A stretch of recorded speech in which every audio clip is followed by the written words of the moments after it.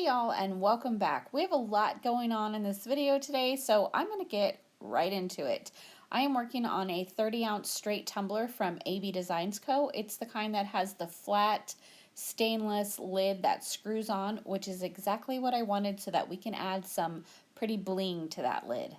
So the first thing I'm doing is just base coating it with 2 good coats of Pop of Colors paint in the color Peach. I let that dry completely, and then I'm going in with just a little bit of epoxy that I had from some older bottles. It's CC DIY's medium viscosity, and they're just some small little bottles that I had, and one was starting to yellow just a little bit, which it's still perfectly good, and it's perfect for a base coat with glitter because it's not a top coat.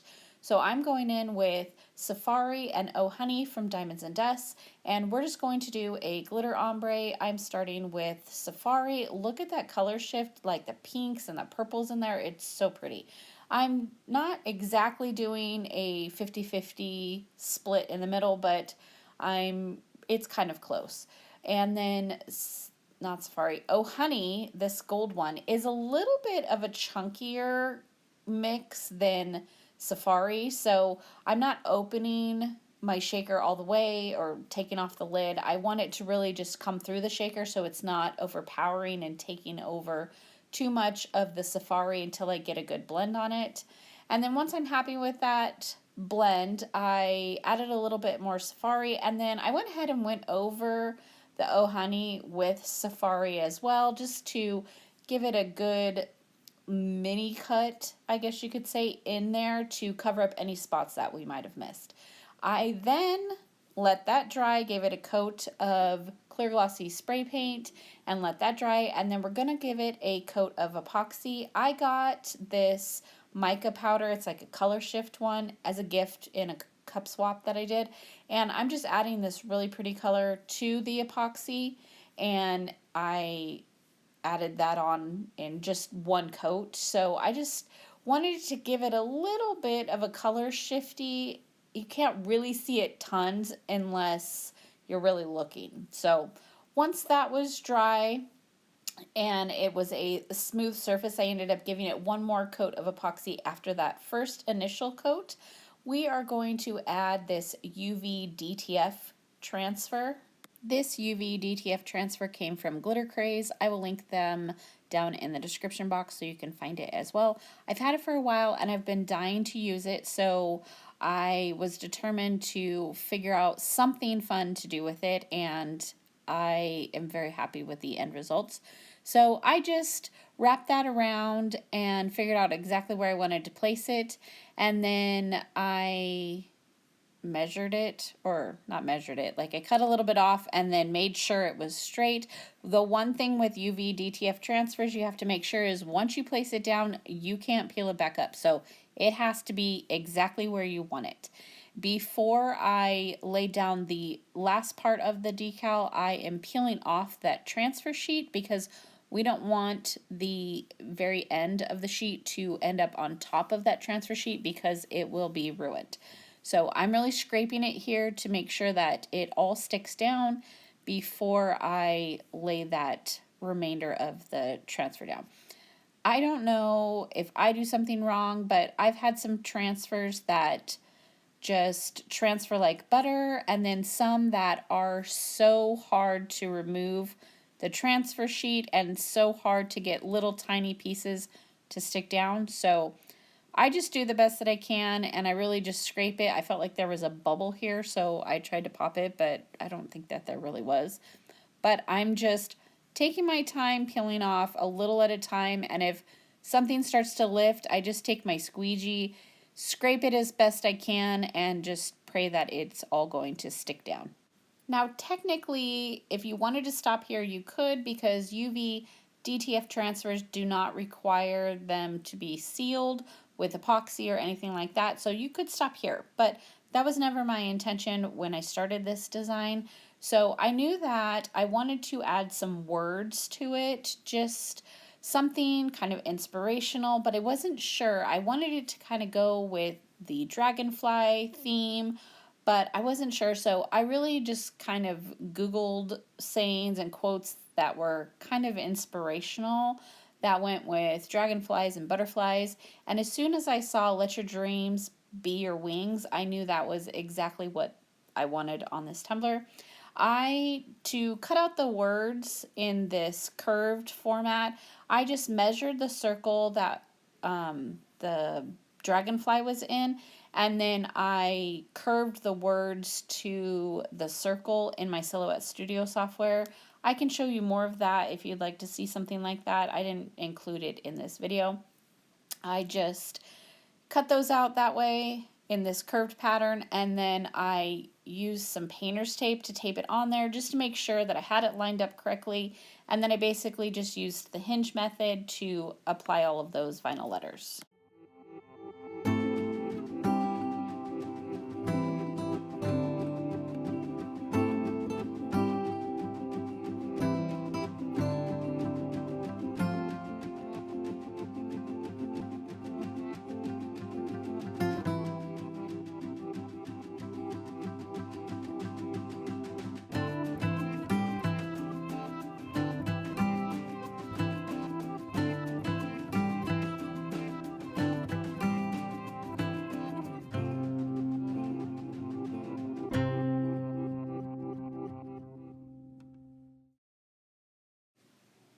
At this point, my original idea was to just stop here, but I really felt like it just needed something more, and my something more is always foils.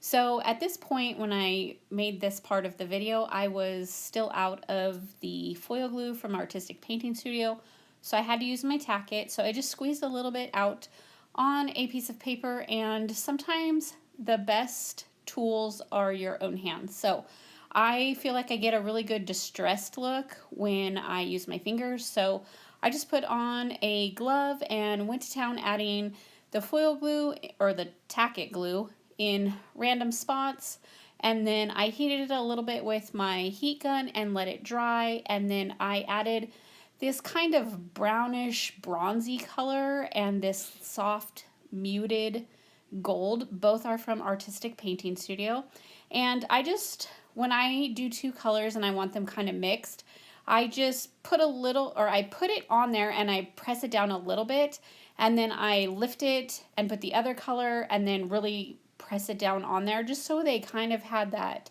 distressy like look where they're both on there without having to do two separate layers.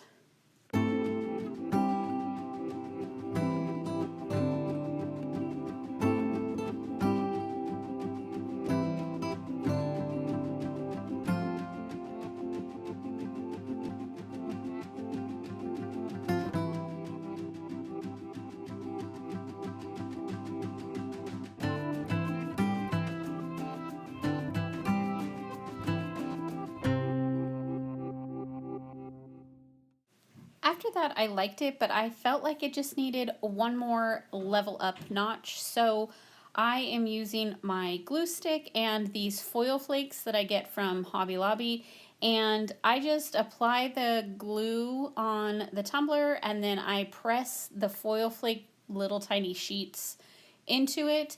And then the way I make these work is I let that just sit on there. I kind of push them in, but just kind of let all the excess around the edges stay there. And then once the glue stick is dry, I will take a firm, dry paintbrush and brush it over, and it will get rid of all of that excess foil flakes. I love using these foil flakes in combination with the sheets of foil because they really give a different texture, and I love when there's a mixture of textures on my tumblers. So this just gives it another level and another layer for really good dimension.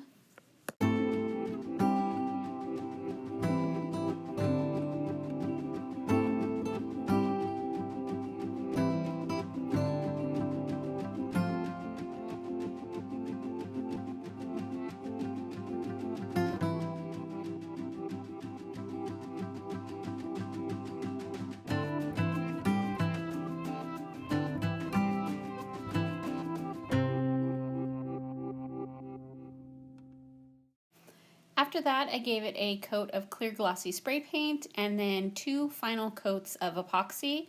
Because we're going to be adding some rhinestones to it, it needs to be completely finished before you can move on to the rhinestoning step. So while those coats of epoxy were drying, we are going to work on the lid. I am painting it the same color that I base coated the tumbler, and I gave that 2 coats of paint, and then I'm using the same glitter that I used on the tumbler. I'm just using, I don't think I used Oh Honey. I think I'm using Safari here. And I just added UV resin, and then I'm going to spread that all over the lid and then cure it with my UV lamp, which if you haven't gotten this UV lamp, I got this one from Amazon. I'll leave a link down in the description box. It is amazing. It works so much better than my other little UV lamps that I had. I really like this one.